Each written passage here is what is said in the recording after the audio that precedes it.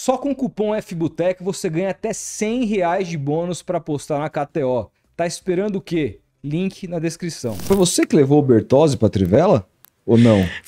Vai, de certa forma eu conheci o Bertozzi. O Bertozzi, eu tinha esse blog, né?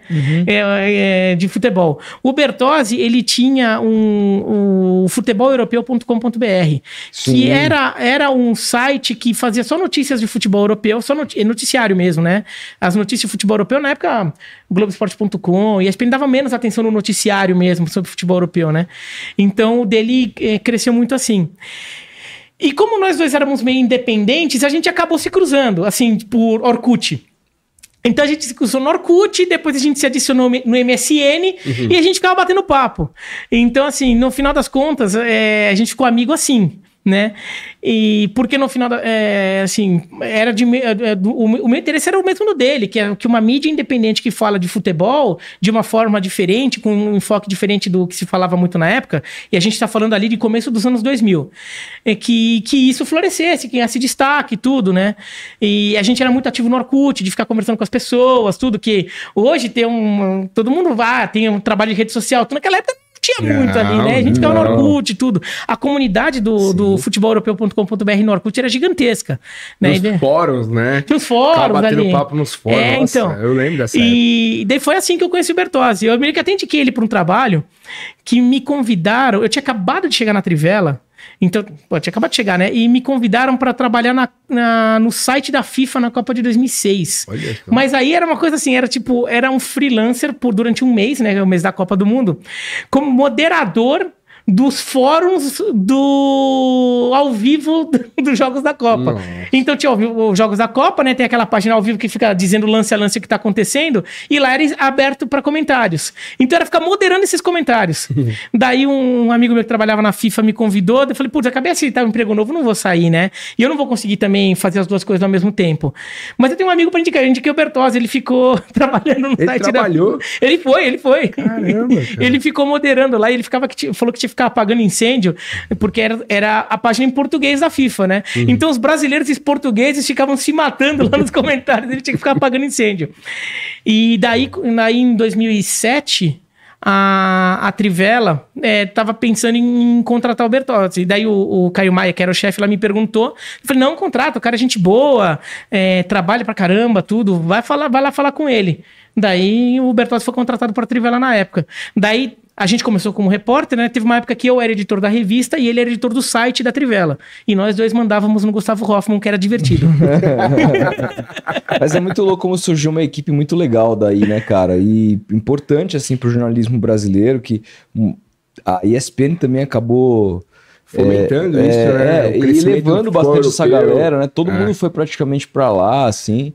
E é uma galera que faz muito sucesso, deu muito certo, todos vieram aqui, todos têm uma história no jornalismo, assim, todos têm um olhar mais profundo pro esporte do que propriamente aquela coisa do comentar o óbvio ali. Você vê que o cara tem uma rotina de acompanhar e tal. Eu até acho, eu já falei isso pro Bertozzi, quando ele veio aqui, pro próprio Rafael Oliveira. Eu acho, assim... louvável. Diante, eu olho pra minha rotina e falo assim, que tempo que os caras conseguem acompanhar nesse nível de profundidade tudo isso, né? Como é a rotina, como né? Que é a parar rotina onde e tal. vai jogar. E assim, a resposta tá dentro do... Os caras amam isso mesmo. Faz parte da vida dos caras. Não é pros caras no trabalho. Pra você é isso também? Assim, o fogo é que você fica muito tempo muito ligado nas coisas, mas você tem que criar uma rotina para conseguir sistematicamente acompanhar o máximo possível. E é fogo porque quando você sei lá, eu fico 2 dias atrasado, isso é para recuperar tudo que eu deixei de ver naquele dia. Eu acho que um cara importante nisso foi o PVC. O PVC, ele tinha essa coisa maluca, no bom sentido dele, de ficar vendo tudo.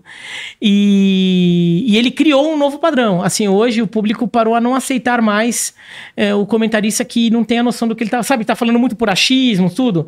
Claro que assim, se você parar pra pensar, ninguém vai conseguir ver 100% dos jogos do mundo. Não dá. Não dá. Né?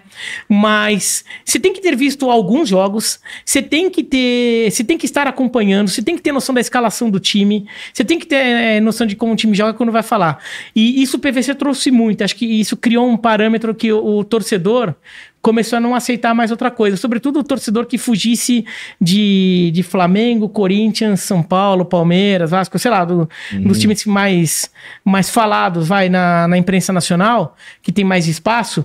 Porque esse daí todo mundo, no final das contas, todo mundo vê os jogos desses times. Mas quando você vai falar de time, eu não tô falando de time pequenininho, não. Tô falando de Cruzeiro, que é gigante. Atlético Mineiro, Grêmio, Inter. Santos. Mesmo Santos, que é de São Paulo, mas também é meio patinho feio. E atenção. O público hoje exige que você não pode mais chegar lá na frente e falar qualquer coisa ali só pra falar uma coisa genérica pra dizer que você falou. Não, você tem que ter noção da situação específica daquele time. Sim. Então acho que o PVC criou muito e hoje você tem que... Eu pelo menos tento ir atrás o máximo possível. Mas assim, você tem que criar uma rotina, porque... Assim, um sistema ali que funcione pra você. Daí cada um vai ter a sua receita. Eu por exemplo... acompanhava muito seu canal antes de você ir fixamente pra ESPN, que eu lembro do último vídeo que você fez, falando que você ia descontinuar e tal. Até por política. Eu usei esse termo descontinuar? Não sei. Se eu usei foi de irônico, porque eu odeio ele. Não sei. Posso ter usado de forma irônica, mas eu odeio ele. Faz tempo, mas de alguma maneira, assim, até por política da empresa, mas assim, a questão é que eu assistia muito ali, e às vezes, o que me chamava a atenção, por exemplo, às vezes eu ia ver um vídeo X, e aí de repente você puxava por um negócio do Remo e aí você começava a falar com propriedade do que estava acontecendo nos bastidores do Remo, com conhecimento que como se fosse, sei lá, o cara na televisão falando do Flamengo. Você fala, caralho, cara, o cara acompanha o Remo pra cacete. Tipo assim, quem que acompanha o Remo na grande mídia, sabe? E o cara sabia tudo do Remo. E com respeito. Com respeito. Então, acho que isso é o principal. Você tem que ter respeito. E você tem que perceber que do outro lado... pode ter alguém que é completamente apaixonado, que vive e respira aquele clube, e você tem que respeitar esse cara. Você tem que tratar com respeito o time dele. Você não pode ficar fazendo piadinha com o time dele, assim, fazer uma piada com alguma situação engraçada, tudo bem, mas não fazer piada com o time dele. O time dele ser uma piada. Né? Você tem que ter esse respeito. E quando eu decido falar do Remo, eu penso que, assim, claro, eu tenho... já que foi o Remo que você trouxe como exemplo. Claro, é um vídeo que eu penso assim, de alguma forma, trazer alguma coisa que um corintiano, um palmeirense, um gremista pudesse se interessar em saber alguma coisa do Remo que eu tô levando, mas também para um remista achar, ou até para um bicolor, torcedor do Paysandu, do rival querendo secar, mas assim, ter uma opinião que seja válida para ele, de alguma... o cara... Assim, daí eu tento até pensar assim, olha, eu sou um cara de São Paulo falando do Remo. É óbvio que eu não tenho tanto detalhe, tanta informação tão dia a dia quanto alguém lá de Belém. Mas, assim, o que eu posso fazer é, tendo uma visão um pouco de fora, o que eu posso acrescentar a esse debate, a situação do Remo, que seja...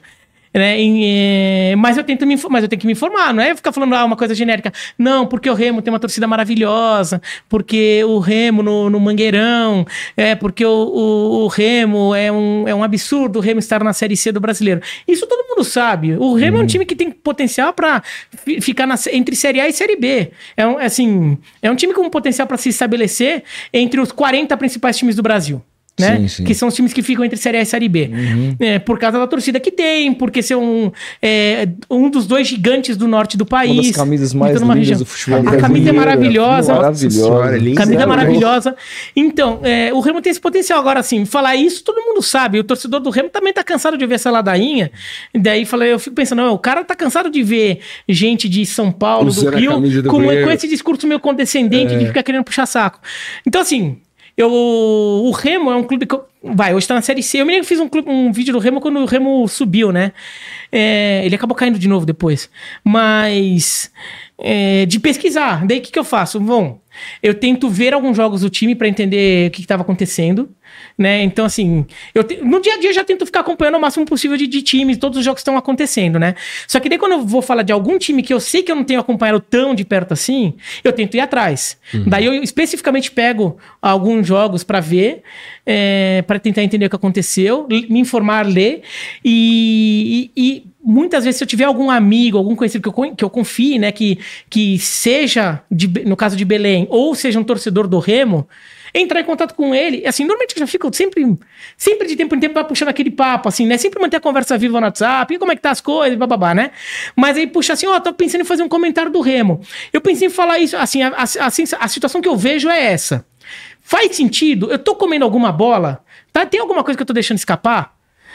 Porque assim, eu também não quero que ele me fale o comentário dele e pra eu reproduzir o comentário dele. Porque senão não sou eu. Claro, senão... Mas eu falo o que eu tô vendo e falo pra ele, faz sentido, eu tô comendo bola em alguma coisa. Tem O alguma cara coisa pode te dar um detalhe ali. Daí o cara fala, olha, não esquece de ver isso, não esquece de falar aquilo.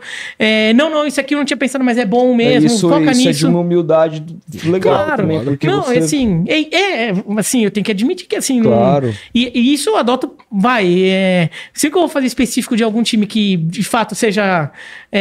que não é da Série A, assim, que daí você não consegue campar tão de perto as coisas, eu vejo... E às vezes eu fui atrás de alguma coisa que me informando, eu pesquei alguma coisa lá que dá... Às vezes eu chego pra esse cara, eu vi um negócio aqui que estavam falando de uma briga nos bastidores do clube envolvendo... Eu não vou falar que é do Remo, porque pode parecer que... Não, sei lá, um clube aleatório. Eu vi uma notícia aqui, eu tava pensando em fazer um comentário desse time, tava lendo sobre a situação do time, tava pensando isso, aquilo, mas eu vi alguma coisa falando de uma briga de bastidores na direção. O que é isso?